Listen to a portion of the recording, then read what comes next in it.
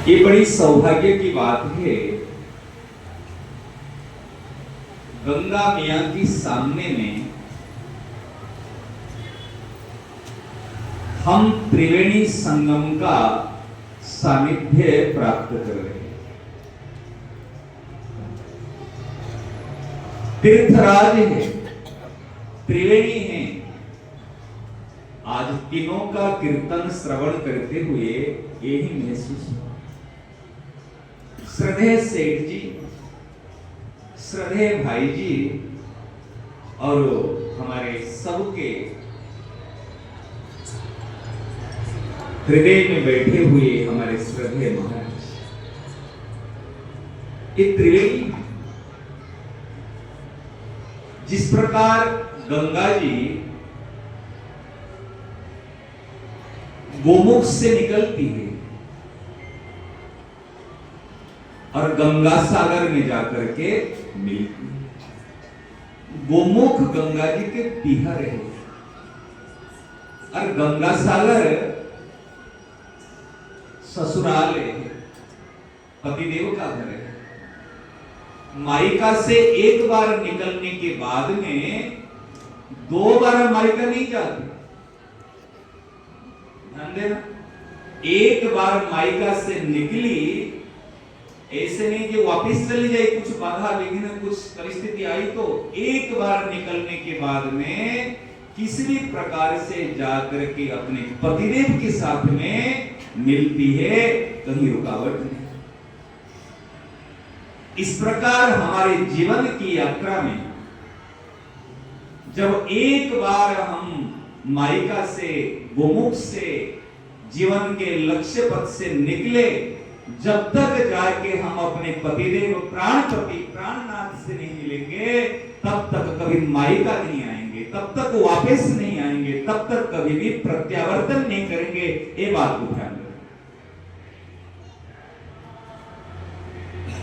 महाराज जी, तीनों महापुरुष ने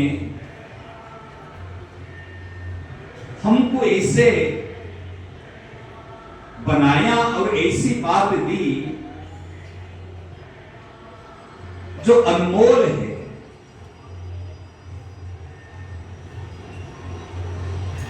सेठ जी कौन है? निष्कामता ही सेठ जी है। मैं सेठ जी को सिंबल को निष्कामता से मानता हूं। हमारे हृदय में रग रग में निष्कामता आनी चाहिए।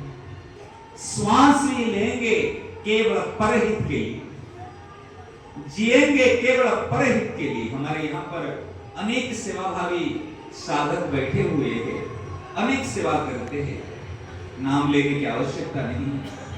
परंतु मैं सबसे निवेदन करता हूं, हमारे जो आदर्श है, हमारे जो आचार्य है, हमारे जो मार्गदर्शक है, हमारे जो पथ प्रदर्शक है, एक ने तो करके बताया, सेवा करके। इसलिए उनके जीवन से, सेठ जी के जीवन से हमको निष्कामता को ले। महाराज, इस प्रकार निष्कामता शास्त्र में भी, भक्तों के चरित्र में भी निष्कामता ऐसे नहीं मिलती। बड़े बड़े भक्त है, लेकिन ये जिस प्रकार सेठ जी के जीवन की निष्कामता है, ऐसे बड़े बड़े भक्तों में भी नहीं मिलती है। मुझे स्पष्ट बताओ, जिन्होंने कुछ भी नहीं चाहा, कुछ भी नहीं चाहा। महाराज, ये दूसरे कोई नहीं है, ये साक्षात भगवान ही हमको निष्कामता के पाठ पढ़ाने के लिए ही इस धरती पे हमारे सामने में अवतरित हुए। केवल उनसे निष्कामता सीख लो। मेरे तो दो चीज मैंने लिया महाराज, निष्कामता और आज्ञा पालन। सच बताओ, कुछ नहीं चाहिए, कुछ भी नहीं चाहिए, कुछ भी नहीं चाहिए। तुम जैसे रखो, जैसे करो, तुम्हारी मर्जी, तुम्हारी मर्जी। और आज्ञा पालन, महाराज हम बच्चों को जो बताते हैं, सेठ जी को आदर्श रूप में स्थापित करते, आइडल पर्सन। आजकल सबसे बड़ी समस्या होती, बच्चे हमारी बात नहीं मानते। आप देखिए ना, अपने घर में देखिए, धन है, संपत्ति है, प्रतिष्ठा है, इज्जत है, लेकिन सबसे बड़ी दुख की बात है, बच्चे बात नहीं मानते। देखो क्यों नहीं मानते? क्योंकि हम ऐसे ही कुछ संस्कार। देखो, सेठ जी के पिताजी जब गर्मी के समय में विश्राम किए, कहे जयदो एक बार पंखा कर लेना, और आए पंखा करने के लिए, आज्ञा दी पंखा करने के लिए, विश्राम किए हैं, पंखा कर रहे हैं। पिताजी को नींद आ गई,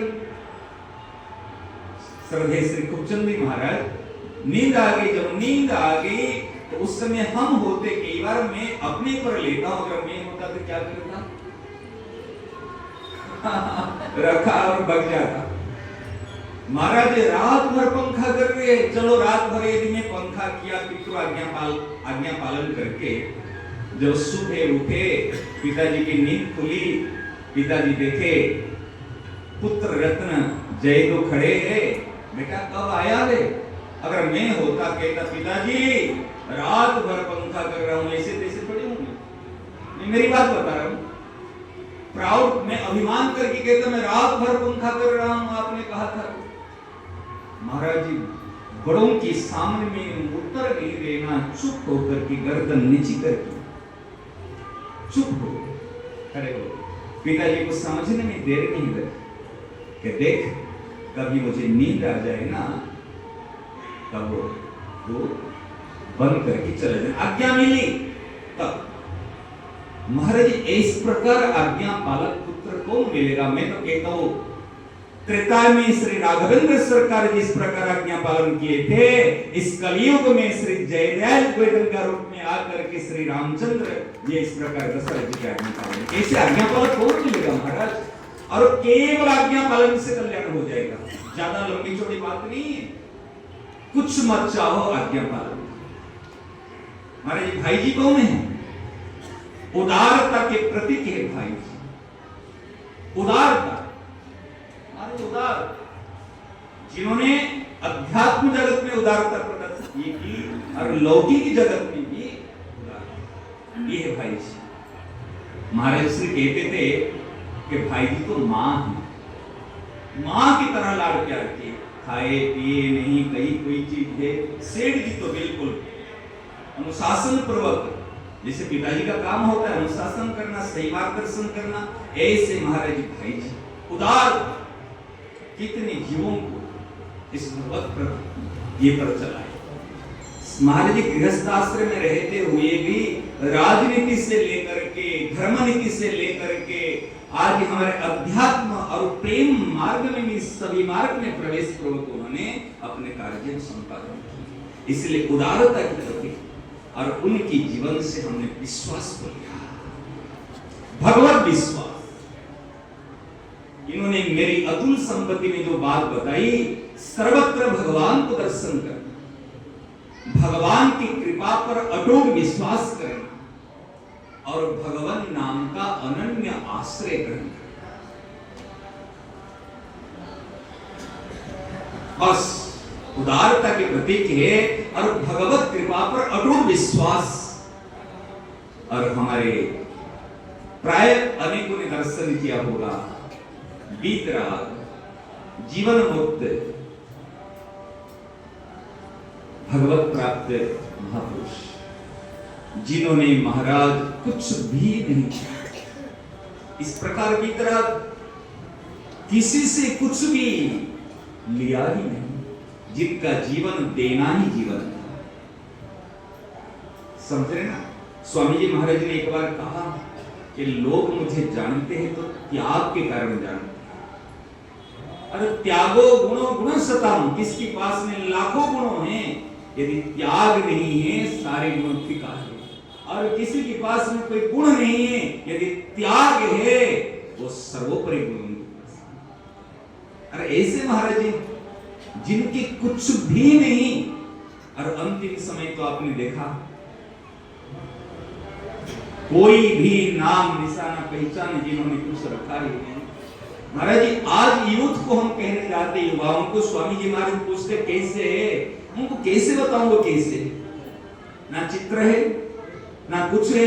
इसलिए सारे युवकों को कहता हूं मेरे महाराज जी कैसे साधक संजीवनी ही मेरे महाराज जी है, इनको आप रख लो। महाराज जी अनेकों ने, एक नहीं अनेकों ने श्रद्धेय स्वामी जी महाराज जी को सामने में स्टडी टेबल में ही स्थापना की और प्रत्येक साथ ही कहते। एक बार महाराज जी एक बार बेंगलोर में एक बच्चा पढ़ रहा था, उनको घर से फोन आया जल्दी आना था, तो फ्लाइट पकड़ा उन्होंने। फ्लाइट के लिए एक टैक्सी करके आकर फ्लाइट में ये वहां पहुंचने वाला था। उन्होंने कुछ नहीं लिया, उन्होंने कहा था तो सब कुछ छोड़ सकता है, लेकिन अपने कई घटनाएं ऐसी भी हुई यूथ की मन युवकों की। उन्होंने अपने हैंडबैग में उसने केवल महाराज जी को रखा और कुछ नहीं, इनको पर्स भी नहीं और उनके कपड़े भी नहीं है। और ऐसे महाराज जी आया, बीच में पकड़े में तो पर्स भूल गया, कैसे जाओ।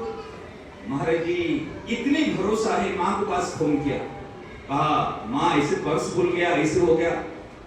महाराज जी ने कहा था केवल महाराज जी को नहीं छोड़ना, स्वामी जी महाराज जी को नहीं छोड़ना। अभी स्वामी जी महाराज जी क्या मेरे सारे काम करा देंगे कि शंका मत करना। मां ने कहा शंका मत करना, इतनी सी बात।